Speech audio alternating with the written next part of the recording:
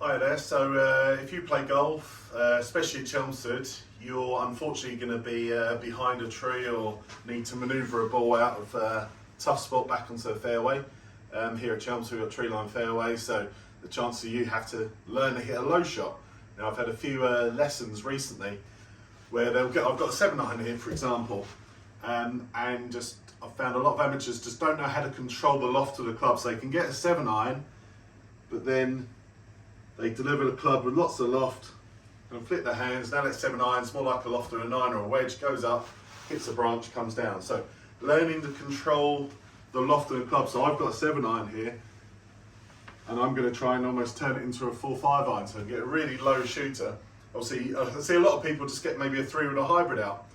But if you've got to carry some rough and keep it low, we need to get it up in the air a little bit just to carry the rubbish so it gets running down the fairway. So I think it's a really, really valuable shot to learn and one that not many people practice. So here in the sim, I've got some branches here.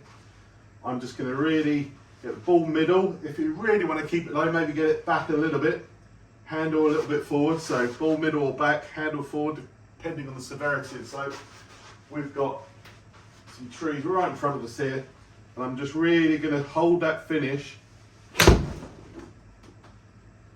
I get a nice low flat back in place. So trying to learn how to maintain that angle through the ball, not letting that right hand come in and add loft. And I think this is just a really good exercise to do for your ball striking as well, because if you can hit that nice little downward strike and learn to get into that turf, again, similar fault I see with a lot of golfers, again, is this kind of scoopy nature. If you can learn to keep the handle forward and turn onto it, keep that ball low, it's really going to help you. And when we get into the summer, the fairways are rolling, you won't need much of a swing at all with a 7-iron, so it's going to come out low and hot, hit the fairway and get down there. So it's a good little shot to get yourself back in play.